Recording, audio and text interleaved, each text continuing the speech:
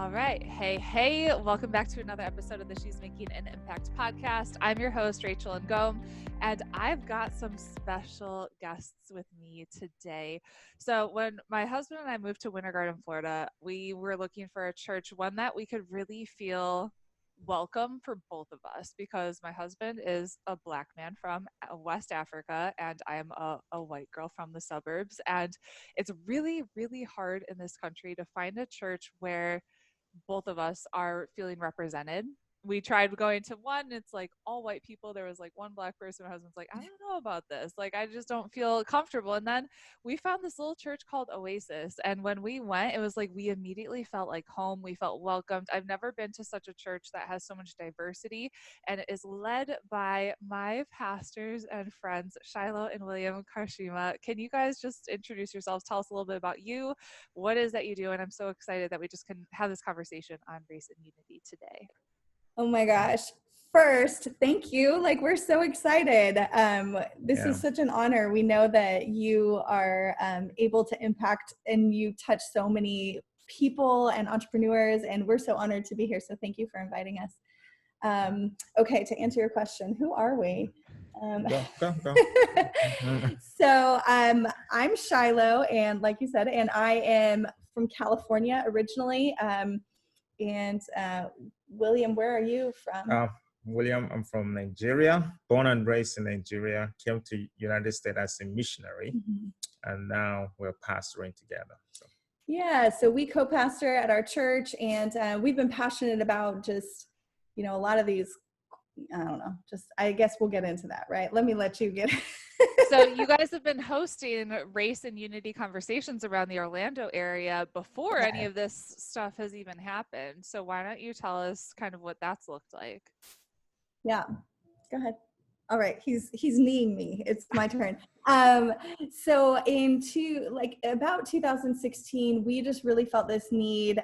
William was actually in Nigeria, and I was home with the church, and we had something planned for service, and I immediately felt like God was just saying, like, you need to change course right now. Like, a lot of people are hurting, and so we just did a panel discussion with different ethnicities, different cultures, languages, and we just asked people, how are you feeling right now? And it was so good and so powerful, and people waited after service just coming up and saying, we need to do this more often. Like, why aren't churches doing like this? This is so healing for us. And we immediately knew, like, we had to change our course of action. And a lot of things about race we had kind of just assumed, because we were, diverse and our church was diverse, that we, that kind of people knew certain things. And what we learned was we all have something to learn. And so we had been praying and waiting and saying, okay, God, bring us someone who's equally as passionate about these things as we are, because it's something that we have a vision for, but we don't necessarily know how to teach something to the community. So God brought us Leon and Heather Gant, and also Dion Coleman. They are leaders in our community, and they also started coming to our church, and we immediately pulled them on board and said, here's our vision. What do you guys see? And they really are the visionaries behind all this. We had this one event planned. We said a Martin Luther King Day thing where we're celebrating nations, and they said, this is bigger. Let's do something ongoing. Let's make it conversational. Let's do it outside the church so that everyone feels welcome. And really, that's where this vision began to birth. We met up with Valencia College. They have an institute called the Peace and Justice Institute, and they've been doing this work in this community for decades. They've worked with all different kinds of things on equality and access for people. And so we came together with them and said, could you help us make this vision come to life? And so over the past year, we did 6 conversations on race and unity above an old theater that was racially segregated, that volunteered their space in a ballroom because they wanted to be a part of making a different legacy for their family than they had previously on the race discussion. So they volunteered their space. And every 2 months, we had these conversations where people sat knee to knee and shared their experiences. And there were rules in place, and you had to listen, and you had to soak in the discomfort, and you couldn't apologize, and you couldn't try to fix things, right? And it was healing, and it was good, and the room was packed out every single time, and it gave us faith and hope and life. And since then, we've seen another church that's actually predominantly all white take this on in their community and partner with churches of color, and that has been healing for us to watch as well. So yeah, are you he's so quiet today. It was Hey baby. Sorry, it's COVID style. We got kids everywhere. That's guys. That's how we roll. I'm just waiting for TJ to pop in or another kid to pop. It's this is life. Yeah. So, baby, you should. For us, I think part of that journey was, as a church, we knew that the heart of God is diversity, right? We believe that heaven is going to be diverse. Heaven is diverse. So if we don't know how to live together now and here, how do we even look forward to heaven? If we cannot love and care and forgive and listen to one another here right now, how can we even think about heaven or even say we're heading there? So the conversation actually started that way.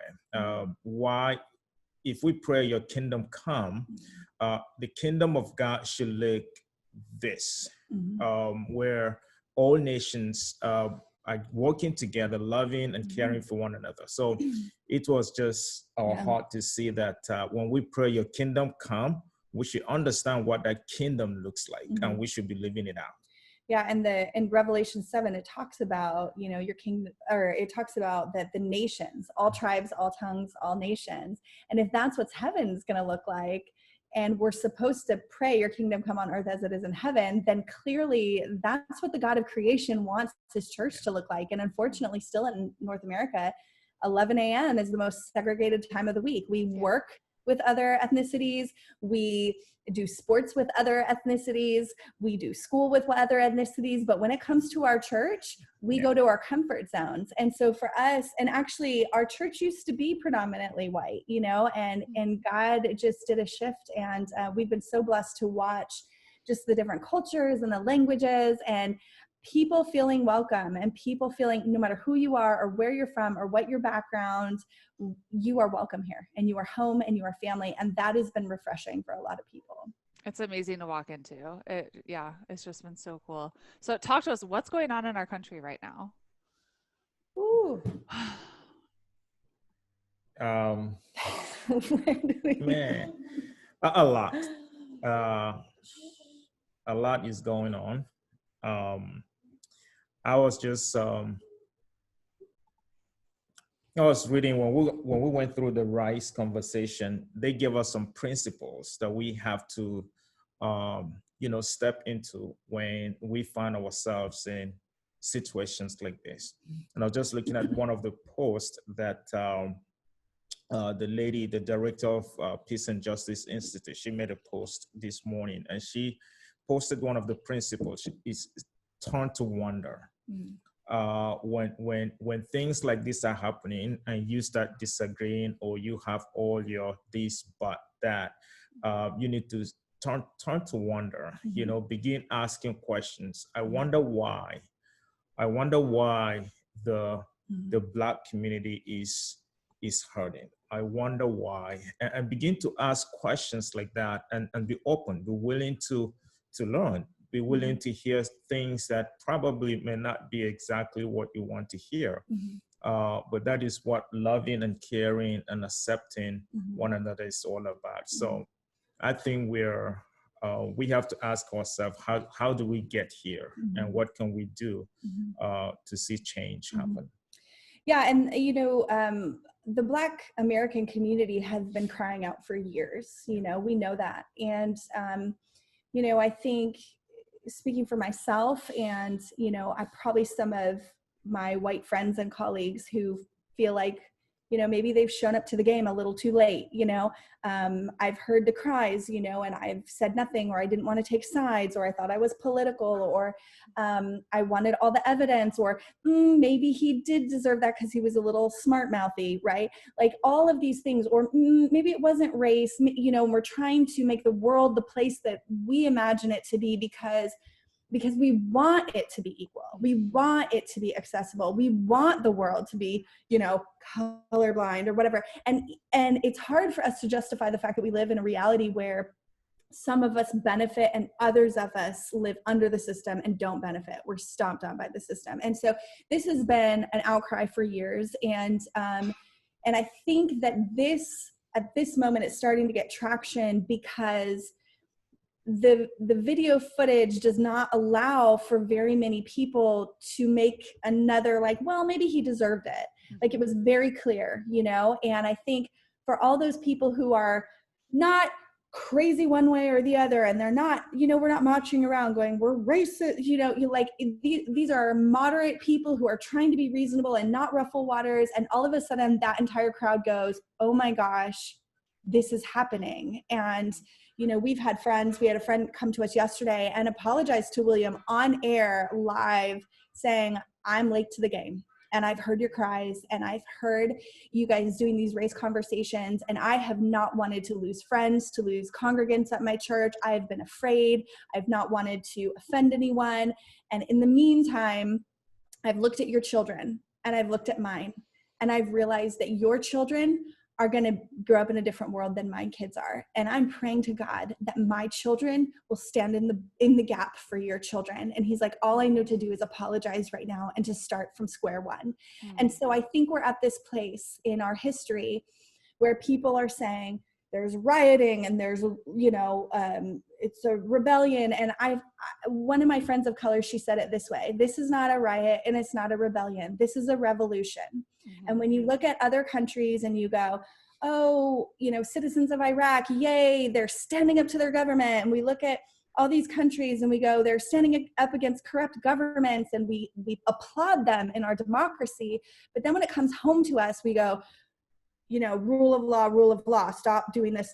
And what the Black community is saying is we are waging war, because how else do we get the attention of something to change and something to happen? And so for us, we feel like as God has called us to lead a church and God has called us as Christians to follow Jesus, that he always stood on the side of the oppressed, the hurt, the broken, the accused. And so we hope to create a culture and a space at our church where people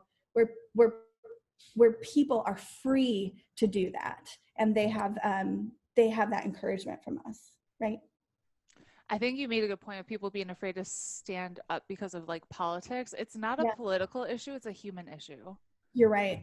You're so right. It's not. And I think the fear is that people think that it's politics, right? And it's not. This is simply human life. Mm-hmm. This could be someone's husband, brother, and it's not just could be, but it has been. They've gone under the rug, and it will continue to be. I know for us personally, when we first got married, we took over this church that the previous pastor, we love him. He's been there for 29 years, and William pulls up to the church, and he was immediately apprehended by police. You should tell them better because I wasn't there, but it's your story. Yeah. Some of these things I don't like talking about it very much, but it's these things are real. People are not just making up stories. You don't just wake up in the morning and make up something. What do you gain from that? Mm-hmm. The people that are out there, and by the way, I'm going out to shortly. But he's going out to the protests as well. The people that are out there, it's like they have things to do. They don't want to be out there protesting and doing, they have families, they have kids, but they have to be there. We have to be out there. We have to let our voice be heard, So, the people are going through stuff. Nobody's making this up. When what Shiloh was saying, I was the pastor of the church. Yeah, we own the building. I have keys to the building. I went on our property, and I was stopped, and the police asked me, what are you doing here? And I said, I'm the pastor here. I'm the lead pastor here. And he told me to wait. Went back into his car, and on call, the white pastor that retired called the office to call the white pastor that retired to confirm if I was the pastor there.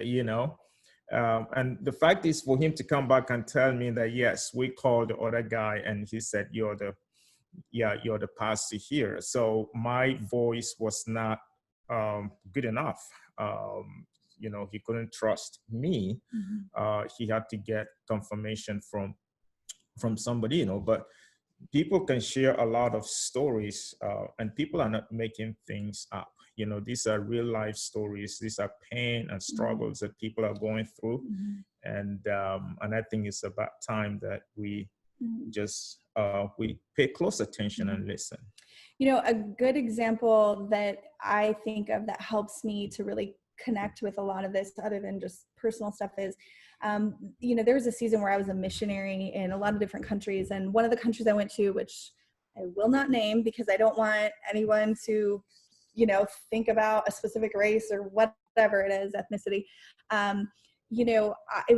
There were police everywhere, military everywhere, AK-47s. They had white, pristine outfits from head to toe. But the AK-47s had no safety. The white uniforms were dirty everywhere, shirts untucked, zippers unzipped. And every time I would walk by an officer, I would get hissed at or catcalled or said something. And it was the first time in my life where I was terrified. Like, if something happened to me, who would I go to?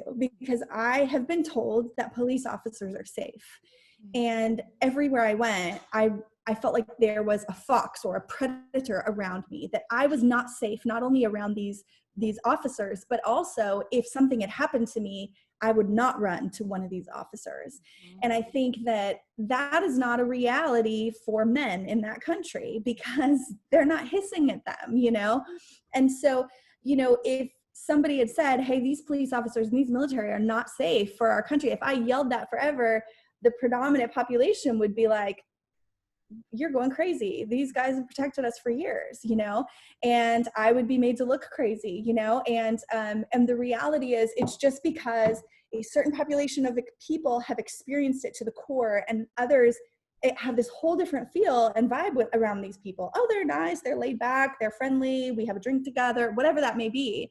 And I think that here in America, we're experiencing these things, and it's hard for people because this is something that's been happening for generations right under our noses, and it's painful, and people just don't know where to turn from here.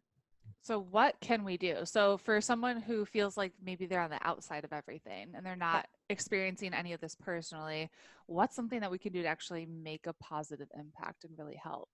Yeah, it's a lot of things. Yeah.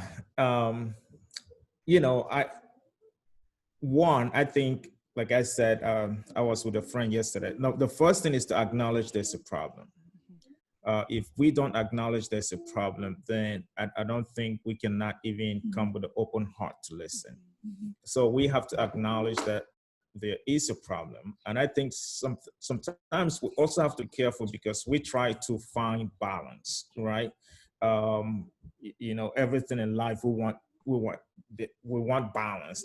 Okay, yeah, this police officer did this, but there are a lot of good apples or whatever. As soon as you put a but in between, then you're actually you're saying that the pain of these people you're trying to find a balance. But when people are hurting, there's no balance. You don't try to justify things.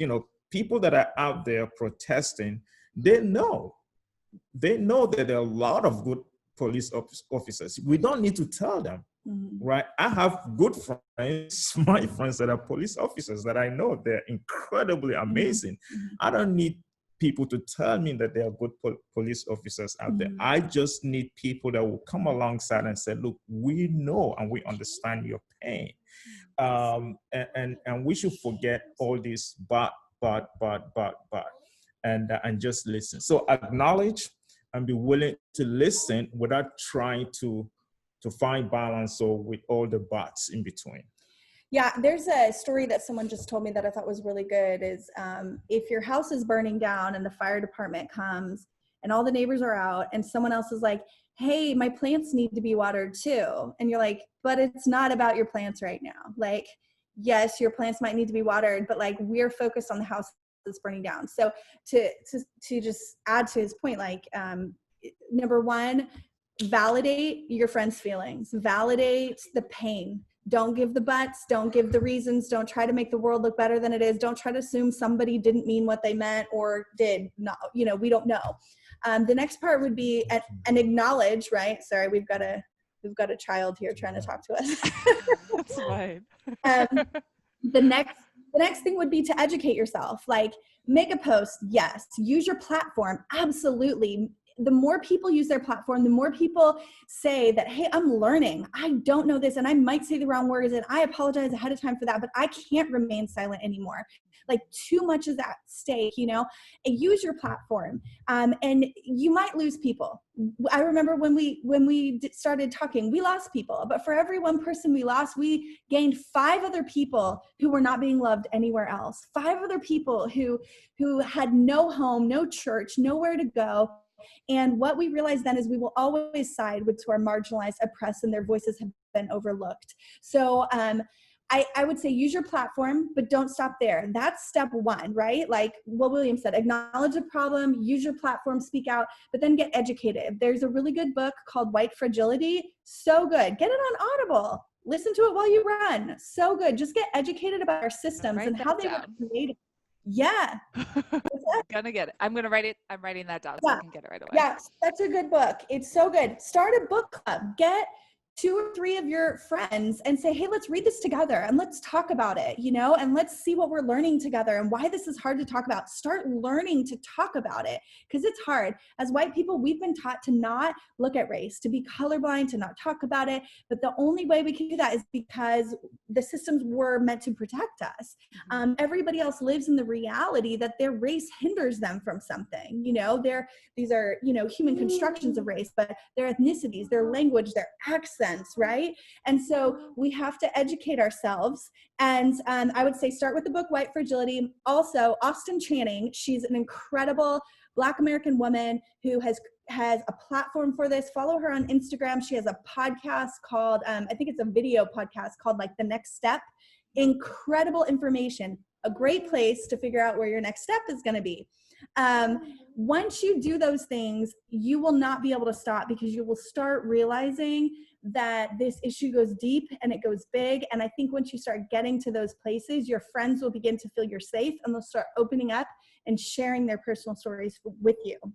And I think that's the key is I've been friends with people of color my whole life, right? But it wasn't until like 6 years into relationships with some of the friends of color that I have, they finally started sharing with me some of their stories. And I was broken, like absolutely broken to hear them. And it takes a long, long time. The first 12 times you talk to them and say, how are you? They're going to say, I'm great, I'm fine, because they're not sure you're one of their safe people, and you have to do the work to become a safe person, and on a basic level, call a senator, call a congressman, sign a petition, donate to a fund for bail bonds for people who are protesting. Like, make sure that your friends of color, your family of color, know you love them, support them, and you're with them. And even if you don't have answers, like they're going to appreciate the effort. And so those are that's like a bunch of stuff you could do. Whoops, child, computer. But anyways, I think that's a really good question. And I think this is a starting place, watching this, if anybody's watching right now,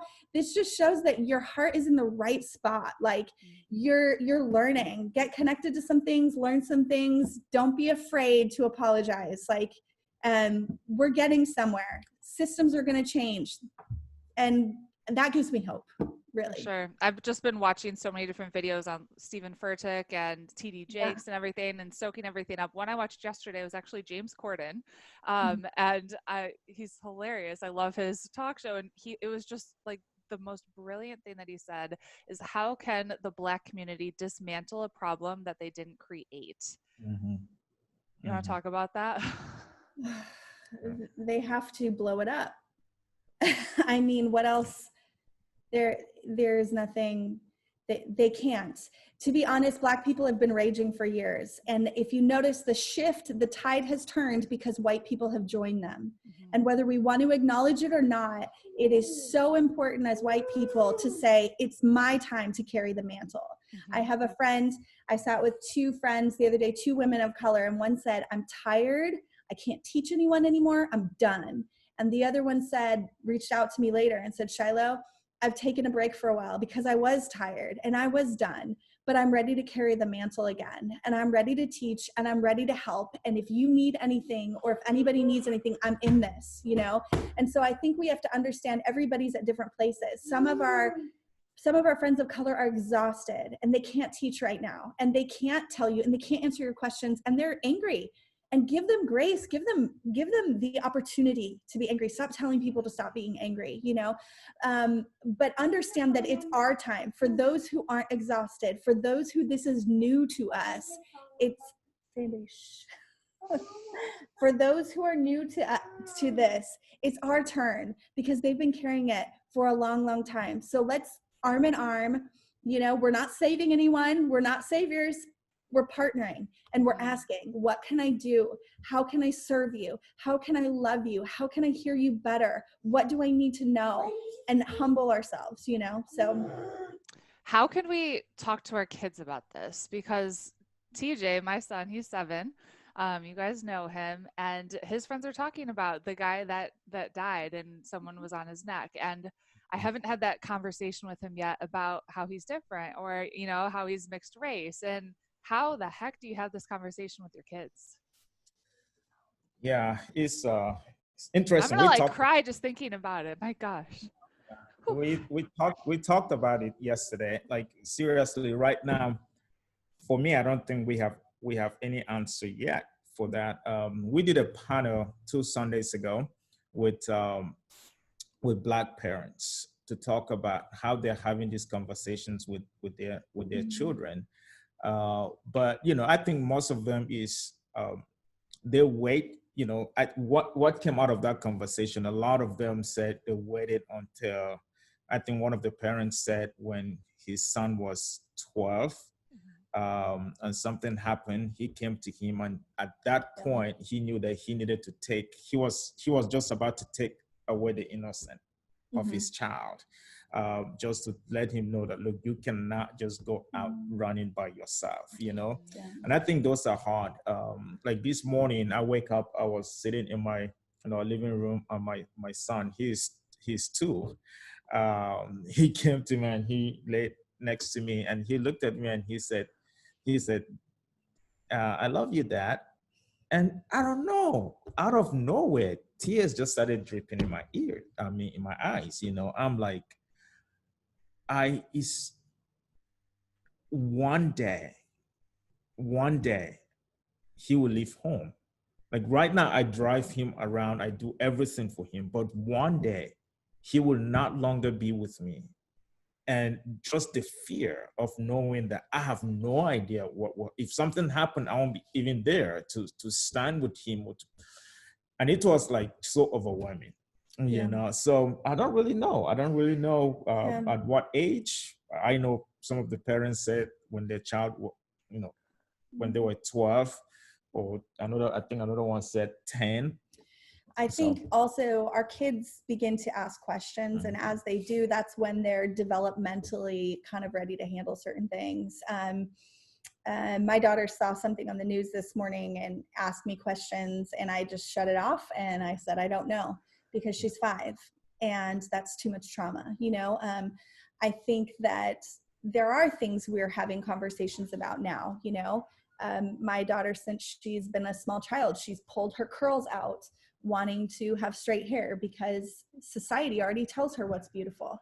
And we're struggling with the idea of beauty right now in our home and what that looks like. And so these are things that race is a part of our life. It's not a conversation we have, but I do know that there will be a day in schools when there's kids all over, right? And the most brown kid will get blamed for something. I just know that reality. I know my own ignorance when I was a child. I know my own ignorance now, and I also know that the lack of intimacy between people of different cultures and colors causes us to oversimplify and stereotype and see people in shades. So I lived in Kenya for a while, and a group of Indian men ran up to me. They were tourists, and they thought I looked like Britney Spears.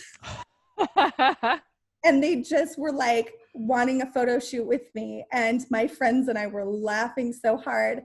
And it's just a lack of intimacy with people of that color. So when we don't know people, when we don't have intimate relationships with people, when we don't know they have lives and stories and favorite colors and favorite foods, and they like avocados versus anchovies, like we simplify, and we go, oh, it's that shadow of a color over there. And unfortunately, the powers that remain in America are white powers, and the systems that were built work to protect those white powers. That's why the systems that were built in our country were built with slavery, right? They were built on a land that was stolen. Our policing forces were started to police slaves to keep them in their plantations. And it has only expanded to increase to policing the general population. So it is at the root of who we are. And as white people, we have been so protected by it. We have not realized the pain of it. And I think my kids, unfortunately, will start bringing things home and telling me things that I don't even know they're experiencing. And it's almost retroactively having the talk as it comes home. And that's really, it's going to be hard when, my kids say something and then I realize I have to now figure out how to comfort them, yet share truth with them. And a little bit of their childhood is now gone. Whew. What did I not ask you that I should have, or what else could we add to the conversation? Oh. Yeah, I think I'm just going to speak from my perspective as a pastor. And, for us, I really believe that the Bible is clear about where we need to stand when it comes to injustice. And when we see people, hurt and broken, we need to be on the side of those who are hurting and those who are broken and those who are marginalized. That is the heart of Jesus. That is where Jesus was, and that is where Jesus is. And when we talk about when people are hurting, when people are going through what the Black community is going through right now, we need to give them good news. And the good news is pointing them to the heart of Jesus and saying, look, if Jesus is for justice, and he will fight for you, and he is for you, and he's in this with you. And I think that is where, for us, we want to be. And that is the message that we want our church to know. That is the message that we want our friends, people that we have influenced, that is a message that we want people to know, that Jesus cares and his heart is broken right now with the community that is hurting. And he's always drawn to the brokenhearted. Yeah. Good. That's all. I don't have anything else. That's a good way to end. That is a good way to end. Where can people learn more about you? About us? Yeah, if they want to connect with you guys. You can go to Oasis Church Winter Garden. That's our Facebook page. And website too. And our website, oasischurchwintergarden.com, right? Oasis Wintergarden. No church in the middle of that one. Yeah. That's about it. Well, you can find us on Facebook and say, hey. For sure. Well, I just adore you guys, and I'm so grateful that God has brought us to Oasis and that we've been able to connect and become friends. So thank you for just sharing your heart. Thank you for sharing everything that you've learned about this conversation with us. I really appreciate you guys. We love you guys guys. are amazing. Yeah, and you take care of your family too. I know it's a crazy season. So thank you for doing this. Thank you for using your platform. Change is coming. Let's have hope. That's right. Amen. All right.